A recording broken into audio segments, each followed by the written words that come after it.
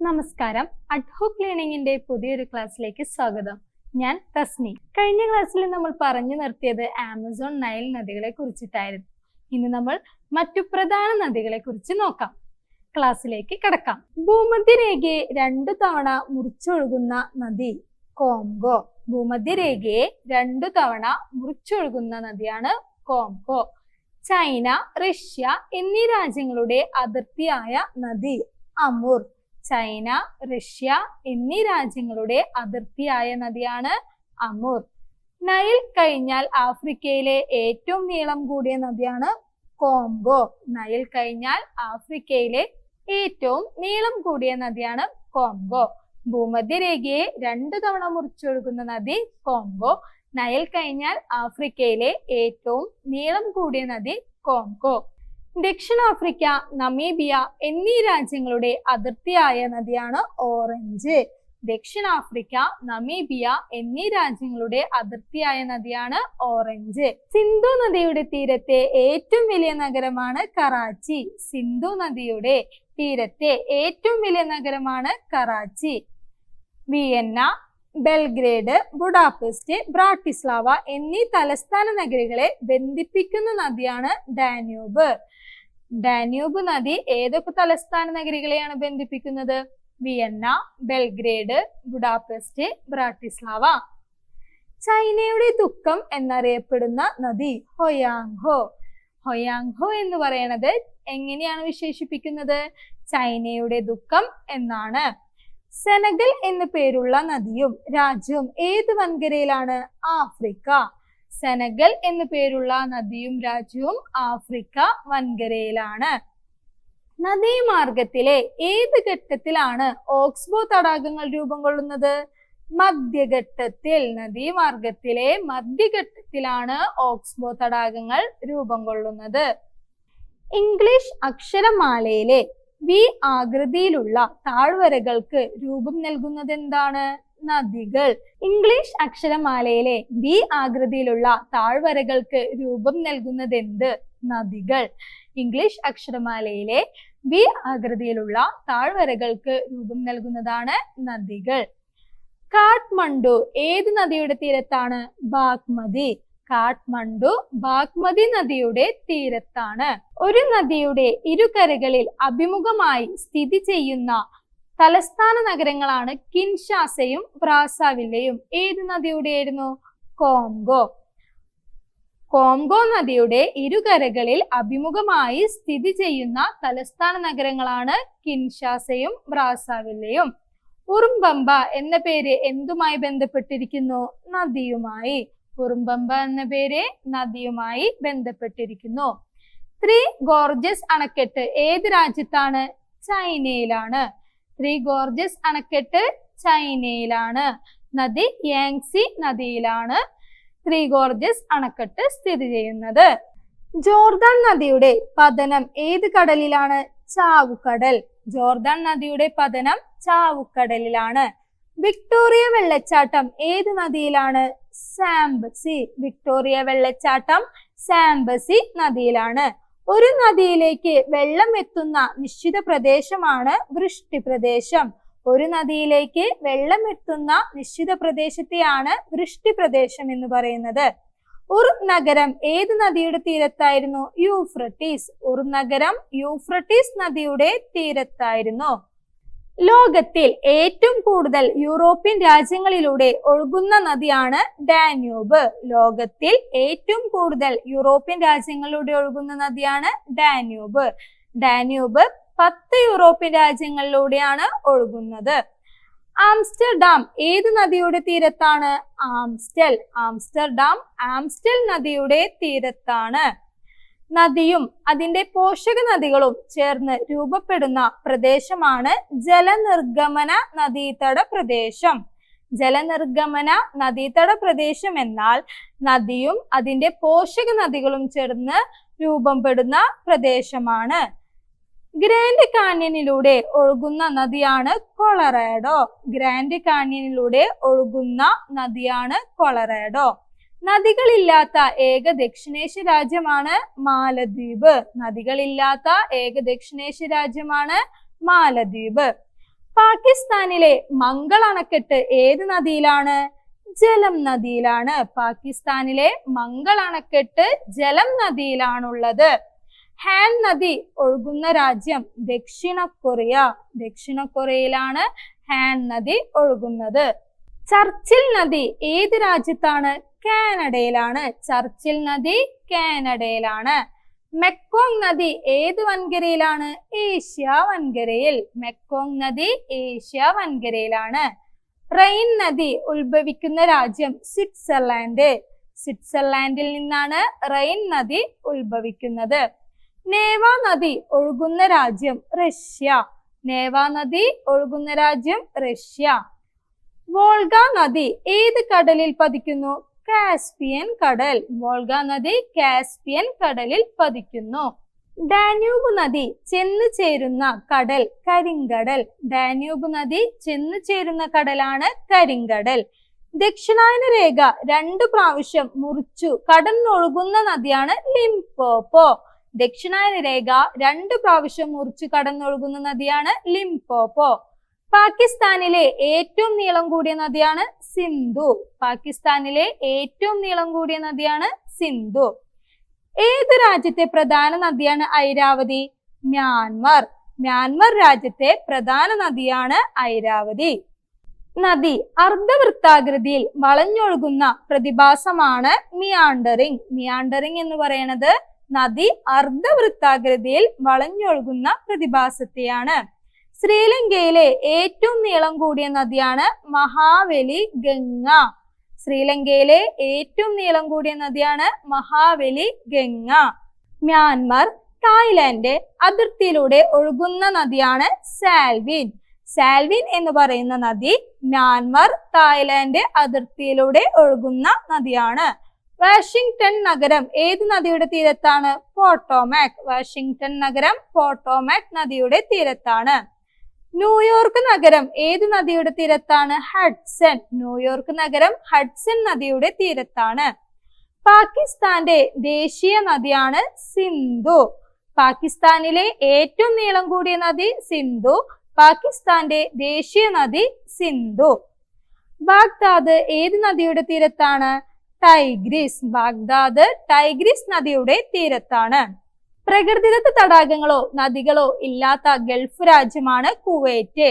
പ്രകൃതിദത്ത തടാകങ്ങളോ നദികളോ ഇല്ലാത്ത ഗൾഫ് രാജ്യമാണ് കുവൈറ്റ്. വിയന്ന ഏത് നദിയുടെ തീരത്താണ്?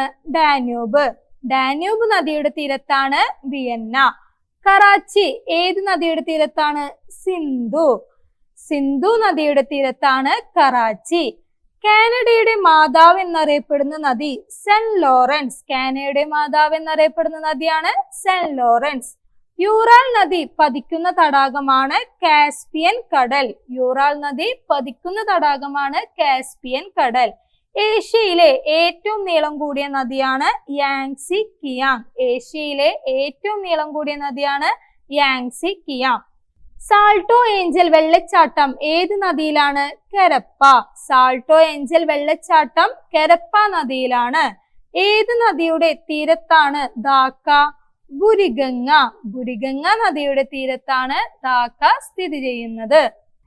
സാംബിയ, സിംബാബ്വെ എന്നീ രാജ്യങ്ങളുടെ അതിർത്തിയിൽ സാംബസി നദിയിലുള്ള ജലപാതമാണ് വിക്ടോറിയ. സാംബിയ, സിംബാബ്വെ എന്നീ രാജ്യങ്ങളുടെ അതിർത്തിയിൽ സാംബസി നദിയിലുള്ള ജലപാതമാണ് വിക്ടോറിയ. അപ്പൊ നമ്മൾ ആമസോൺ, നൈൽ, മറ്റു പ്രധാന നദികളെയും കുറിച്ച് നമ്മൾ ഡിസ്കസ് ചെയ്ത് കഴിഞ്ഞു. ഇനി അടുത്തത് നമ്മൾ പഠിക്കാൻ പോകുന്നത് ലോകത്തിലെ പർവ്വതങ്ങളെ കുറിച്ചിട്ടാണ്. ക്ലാസ്സിലേക്ക് കടക്കാം. യൂറോപ്പിലെ ഏറ്റവും ഉയരം കൂടിയ കൊടുമുടിയാണ് എൽബ്രസ്. യൂറോപ്പിലെ ഏറ്റവും ഉയരം കൂടിയ കൊടുമുടിയാണ് എൽബ്രസ്. എവറസ്റ്റ് തിബത്തിൽ അറിയപ്പെടുന്ന പേരാണ് ചോമോലുങ്മ. എവറസ്റ്റ് തിബത്തിൽ അറിയപ്പെടുന്ന പേരെന്തായിരുന്നു? ചോമോലുങ്മ. ബ്ലാക്ക് ഫോറസ്റ്റ് ഏത് വൻകരയിലെ ബ്ലോക്ക് പർവ്വതമാണ്? യൂറോപ്പ് വൻകരയിൽ. ബ്ലാക്ക് ഫോറസ്റ്റ് ഏത് വൻകരയിലെ ബ്ലോക്ക് പർവ്വതമാണ്? യൂറോപ്പ്. ബ്ലാക്ക് ഫോറസ്റ്റ് യൂറോപ്പ് വൻകരയിലെ ബ്ലോക്ക് പർവ്വതമാണ്. മധ്യധരണ്യായുടെ വിളക്കുമാടം എന്നറിയപ്പെടുന്ന പർവ്വതമാണ് സ്ട്രോംബോളി. മധ്യധരണ്യായുടെ വിളക്കുമാടം എന്നറിയപ്പെടുന്ന പർവ്വതം സ്ട്രോംബോളി. ഏത് പർവ്വതനിരയിൽ നിന്നാണ് ആമസോൺ ഉത്ഭവിക്കുന്നത്? ആൻഡീസ് പർവ്വതനിരയിൽ നിന്നാണ് ആമസോൺ ഉത്ഭവിക്കുന്നത്. വിശുദ്ധ പർവ്വതം എന്നറിയപ്പെടുന്നതാണ് ഫ്യൂജിയാമ. ഏത് ഭൂഖണ്ഡത്തിലാണ് അറ്റ്ലസ് പർവ്വതം? ആഫ്രിക്ക ഭൂഖണ്ഡത്തിലാണ് അറ്റ്ലസ് പർവ്വതം. പർവ്വതങ്ങൾ രൂപം കൊള്ളുന്ന പ്രക്രിയയെ പറയുന്ന പേരാണ് ഓറോജിനി. പർവ്വതങ്ങളുടെ കടൽ എന്നറിയപ്പെടുന്നതാണ് ബ്രിട്ടീഷ് കൊളംബിയ. ആൽപ്സ് പർവ്വതനിരയിൽ ഏറ്റവും ഉയരമുള്ള ഭാഗമാണ് മോണ്ട് ബ്ലാക്ക്.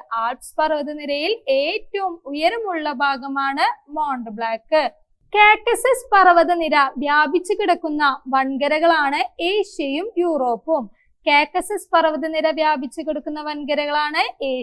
യൂറോപ്പും.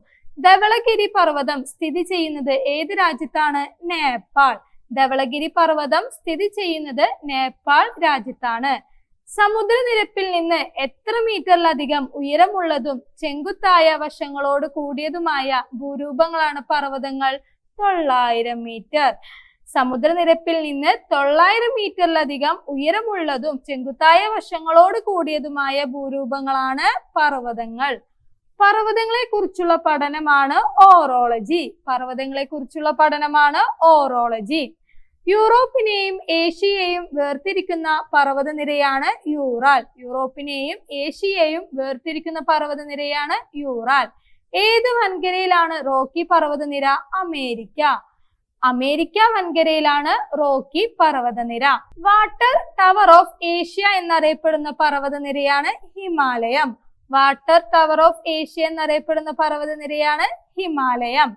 വടക്കേ അമേരിക്കയിൽ റോക്കി പർവ്വതത്തിൽ നിന്നും വീശുന്ന ഉഷ്ണക്കാറ്റാണ് ചിനൂക്ക്.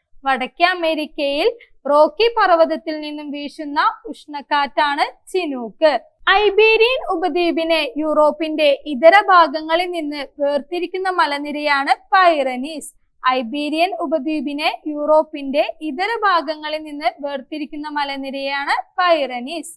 പൈറനീസ് പർവ്വതനിരകൾ ഏത് വൻകരയിലാണ്?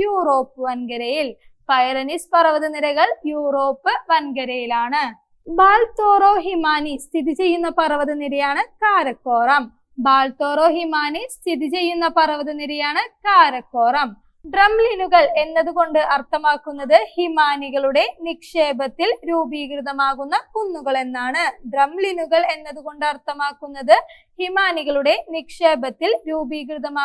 കുന്നുകളെയാണ്. അക്രോപോളിസ് മലനിരകൾ എവിടെയാണ്? ഏതൻസിലാണ്. തെക്കേ അമേരിക്കയിലെ പ്രശസ്തമായ മാച്ചു പിച്ചു ഏത് പർവ്വതനിരകളിലാണ്? ആൻഡ്രീസ് പർവ്വതനിരകളിലാണ് സ്ഥിതി ചെയ്യുന്നത്. കാറ്റിനഭിമുഖമായ പർവ്വതങ്ങളുടെ വശങ്ങളിൽ കൂടുതലായി ലഭിക്കുന്ന മഴ ഏത് പേരിൽ അറിയപ്പെടുന്നു? ശൈലവൃഷ്ടി. കാറ്റിനഭിമുഖമായ പർവ്വതങ്ങളുടെ വശങ്ങളിൽ കൂടുതലായി ലഭിക്കുന്ന മഴ ശൈലവൃഷ്ടി എന്ന പേരിൽ അറിയപ്പെടുന്നു. ഇപ്പൊ നമ്മൾ പഠിച്ചത് ലോകത്തിലെ പർവ്വതങ്ങൾ എന്നുള്ള വിഷയത്തെ കുറിച്ചിട്ടാണ്. ക്ലാസ്സിൽ പറഞ്ഞതെല്ലാം മനസ്സിലായെന്ന് വിചാരിക്കുന്നു. അടുത്തത് നമ്മൾ കവർ ചെയ്യാൻ പോകുന്നത് മണ്ണ് എന്ന ടോപ്പിക്കാണ്. തുടങ്ങാം. റീഗർ സോയിൽ എന്നും അറിയപ്പെടുന്നത് കറുത്ത മണ്ണിനെയാണ്. എവിടെ വളരുന്ന സസ്യങ്ങളാണ് ഓക്സിലോഫൈറ്റുകൾ എന്നറിയപ്പെടുന്നത്? അമ്ല സ്വഭാവമുള്ള മണ്ണിൽ വളരുന്ന സസ്യങ്ങളെയാണ് ഓക്സിലോഫൈറ്റുകൾ എന്നറിയപ്പെടുന്നത്. കുന്നിൻ ചെരുവുകളിൽ കാണപ്പെടുന്ന മണ്ണാണ് ചെമ്മണ്ണ്. ചെങ്കൽ മണ്ണിന്റെ മറ്റൊരു പേരാണ് ലാറ്ററൈറ്റ്. മോസിന്റെ സാന്നിധ്യം സൂചിപ്പിക്കുന്നത് ഏത് സ്വഭാവമുള്ള മണ്ണിനെയാണ്? അമ്ല സ്വഭാവമുള്ള മണ്ണിനെയാണ്. റിവറൈൻ സോയിൽ എന്നും അറിയപ്പെടുന്നത് ഏത് മണ്ണിനെയാണ്? എക്കൽ മണ്ണിനെയാണ്. തേയില, കാപ്പി, സുഗന്ധവ്യഞ്ജനങ്ങൾ, ഫലങ്ങൾ എന്നിവയുടെ കൃഷിക്ക് അനുയോജ്യമായ മണ്ണാണ് ഫോറസ്റ്റ് സോയിൽ. തേയില, കാപ്പി, സുഗന്ധവ്യഞ്ജനങ്ങൾ, ഫലങ്ങൾ എന്നിവയുടെ കൃഷിക്ക് അനുയോജ്യമായ മണ്ണാണ് ഫോറസ്റ്റ് സോയിൽ. കാറ്റിന്റെ പ്രവർത്തന ഫലമായി ഉണ്ടാകുന്ന മണ്ണിനമാണ് മരുഭൂമി മണ്ണ്. കാറ്റിന്റെ പ്രവർത്തന ഫലമായി ഉണ്ടാകുന്ന മണ്ണിനമാണ് മരുഭൂമി മണ്ണ്. സസ്യജാലങ്ങൾ ചീഞ്ഞഴുകി ചേർന്ന് ഉയർന്ന തോതിൽ ജൈവാംശം കാണിക്കുന്ന മണ്ണിനമാണ് പീറ്റ് മണ്ണ്. സസ്യജാലങ്ങൾ ചീഞ്ഞഴുകി ചേർന്ന് ഉയർന്ന തോതിൽ ജൈവാംശം കാണിക്കുന്ന മണ്ണിനമാണ് പീറ്റ് മണ്ണ്. സ്വയം ഉഴുതുമറിക്കുന്ന മണ്ണ് എന്ന് വിശേഷിപ്പിക്കപ്പെടുന്നത് ഏത് മണ്ണിനെയാണ്? കറുത്ത മണ്ണിനെയാണ്. സ്വയം ഉഴുതുമറിക്കുന്ന മണ്ണ് എന്ന് വിശേഷിപ്പിക്കപ്പെടുന്നത് കറുത്ത മണ്ണിനെയാണ്. ചുവന്ന മണ്ണിൽ ജലാംശം കൂടുമ്പോൾ ഏത് നിറമാണ് പ്രാപിക്കുക? മഞ്ഞ നിറം. ചുവന്ന മണ്ണിലെ ജലാംശം കൂടുമ്പോൾ മഞ്ഞ നിറം പ്രാപിക്കുന്നു. ചതുപ്പു നിലങ്ങളിൽ ജൈവ വസ്തുക്കൾ നിക്ഷേപിച്ചുണ്ടാകുന്ന മണ്ണാണ് പീറ്റ് മണ്ണ്. ചതുപ്പു നിലങ്ങളിൽ ജൈവ വസ്തുക്കൾ നിക്ഷേപിച്ചുണ്ടാകുന്ന മണ്ണാണ് പീറ്റ് മണ്ണ്. ആഗ്നേയശിലകളും പാറകളും പൊടിഞ്ഞുണ്ടാകുന്ന മണ്ണാണ് ചെമ്മണ്ണ്. ആഗ്നേയശിലകളും പാറകളും പൊടിഞ്ഞുണ്ടാകുന്ന മണ്ണാണ് ചെമ്മണ്ണ്. വെർട്ടിസോൾ എന്ന പേരിലും അറിയപ്പെടുന്ന മണ്ണിനമാണ് കറുത്ത മണ്ണ്. വെർട്ടിസോൾ എന്ന പേരിലും അറിയപ്പെടുന്ന മണ്ണാണ് കറുത്ത മണ്ണ്. മണ്ണിനെ കുറിച്ചുള്ള പഠനമാണ് പെഡോളജി. മണ്ണിനെ കുറിച്ചുള്ള പഠനമാണ് പെഡോളജി. മണ്ണ് രൂപം കൊള്ളുന്ന പ്രക്രിയ പറയുന്ന പേരാണ് പെഡോജെനിസിസ്. മണ്ണ് രൂപം കൊള്ളുന്ന പ്രക്രിയയാണ് പെഡോജെനിസിസ്. ഇന്ത്യയിൽ കാണപ്പെടുന്ന ഏറ്റവും ഫലപുഷ്ടിയുള്ള മണ്ണാണ് എക്കൽ മണ്ണ്. ഇന്ത്യയിൽ കാണപ്പെടുന്ന ഏറ്റവും ഫലപുഷ്ടിയുള്ള മണ്ണാണ് എക്കൽ മണ്ണ്. ഉർവര, ഊഷര എന്നിവ ഏതുമായി ബന്ധപ്പെട്ട പദങ്ങളാണ്? മണ്ണിന്റെ വർഗീകരണം. ഉർവര, ഊഷര എന്നിവ മണ്ണിന്റെ വർഗീകരണവുമായി ബന്ധപ്പെട്ട പദങ്ങളാണ്. ഇന്ന് നമ്മൾ പഠിച്ചത് ആമസോൺ, നൈൽ നദി കൂടാതെയുള്ള മറ്റു പ്രധാന നദികളും ലോകത്തിലെ പർവ്വതങ്ങളെ കുറിച്ചും മണ്ണിനെ കുറിച്ചുമാണ് പഠിച്ചത്. പറഞ്ഞ കാര്യങ്ങളെല്ലാം വളരെ കൃത്യമായി മനസ്സിലായെന്ന് വിചാരിക്കുന്നു. അടുത്ത ക്ലാസ്സിൽ നമുക്ക് പുതിയ ടോപ്പിക്കുമായി കാണാം. Thank you.